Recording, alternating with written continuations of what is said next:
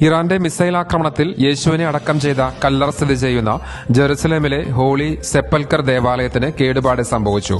മിസൈലിന്റെ ഭാഗങ്ങൾ ഹോളി സെപ്പൽക്കർ ദേവാലയം, Armenian patriarchate മന്ദിരം, അലക്സ പള്ളിക്ക് സമീപത്തുള്ള ടെമ്പിൾ മൗണ്ട് എന്നിവയിൽ വീണതായി ഇസ്രായേൽ വിദേശകാര്യ മന്ത്രാലയം പുറത്തിറക്കിയ പ്രസ്താവനയിൽ വ്യക്തമാക്കുന്നു. ജെറുസലേമിലെ പുണ്യസ്ഥലങ്ങളിൽ മിസൈലുകൾ വിക്ഷേപിച്ച ഇറാന്റെ നടപടിയെ ഇസ്രായേൽ സർക്കാർ അപലപിച്ചു.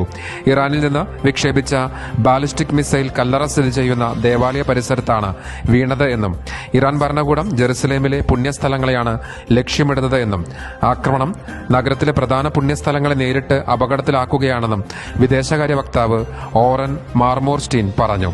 പ്രതിരോധം ശക്തമാണ്, പക്ഷേ ഇറാനിയൻ ഭരണകൂടത്തിന്റെ ഉദ്ദേശങ്ങളും ലക്ഷ്യവും വ്യക്തമാണ്. അവർ പരമാവധി സിവിലിയൻ നാശനഷ്ടങ്ങൾ വരുത്തുവാൻ ശ്രമിക്കുകയാണ്. ഇപ്പോൾ അവർ ജെറുസലേം നഗരത്തിലെ പുണ്യസ്ഥലങ്ങളും ലക്ഷ്യമിടുന്നു. മീറ്ററുകൾ അകലെ പതിച്ച ആ ബാലിസ്റ്റിക് മിസൈൽ ഈ സ്ഥലത്ത് നേരിട്ട് പതിച്ചിരുന്നുവെങ്കിൽ വൻ ദുരന്തം സംഭവിക്കുമായിരുന്നുവെന്ന് വിലയിരുത്തപ്പെടുന്നു. ജെറുസലേമിലെ ക്രിസ്ത്യാനികൾക്ക് ഏറ്റവും വിശുദ്ധമായ സ്ഥലം കൂടിയാണ് ഹോളി സെപ്പൽക്കർ പള്ളി. International desk, good news flash.